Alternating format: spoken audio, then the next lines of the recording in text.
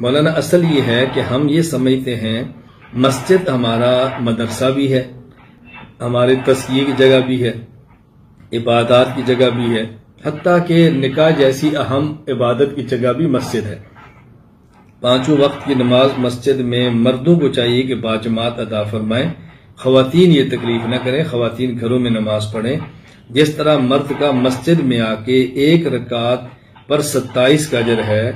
حدیث پاک موجود ہے، خواتین کا گھر میں نماز پڑھنا 1 نماز پر 25 گنا نماز کا اجر ہے، تو خواتین کا گھر میں بہتر ہے۔ مرد خیر مسجد میں آئیں، نماز پڑھیں، درس کے حلقوں میں شرکت کریں، مسجد کے امام صاحب سے اپنی زندگی کے روزمرہ کے مسائل پوچھیں، اپنی اولاد کو امام صاحب کے حوالے کریں، امام صاحب کی تعلیم و تربیت کے لیے امام صاحب سے اپنی اولاد کی تربیت کے لیے رابطہ فرمائیں، اور مسجد کے ساتھ تعاون کریں، مسجد کی مالی معاونت کریں، مسجد کی صفائی خود کریں، مسجد کا خیال کریں، حتیٰ کہ مسجد کے امام کا مالی تعاون کریں، صرف اس کو تنخواہ تک نہ رکھیں، نکاح کی فیس تک نہ رکھیں، بھرپور ان کے ساتھ تعاون کریں،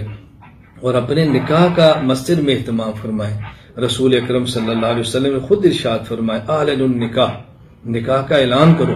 اور فرمائے اجعلوا فی المساجد، نکاح مسجد میں کیا کرو، تو نکاح مسجد میں ہونا چاہیے اور اس کا بہت زیادہ اہتمام کرنا چاہیے۔ مسجد کے ساتھ اپنے روزمرہ کے معاملات کو جوڑنا چاہیے۔ آپ یقین فرمائیں کہ اگر یہ امت مسجد کے ساتھ جڑ جائے تو انشاءاللہ العزیز اغیار کی سازشوں سے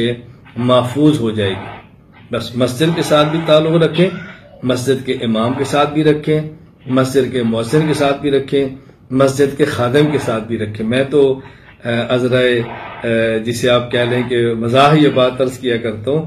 عید کے موقع پر میں خود اپنے ہاں عیدگاہ میں اعلان کرتا ہوں، میں تو تنخواہ نہیں لیتا، اللہ کا شکر ہے میرے پاس اسباب ہیں، لیکن جو ہماری مسجد کے امام ہیں، ہماری مسجد کے مؤذن اور خادم ہیں، میں لوگوں سے کہہ کر کہتا ہوں کہ ان کو عیدی دو اور بھرپور ان کی خدمت کرو، بھرپور تعاون کرو۔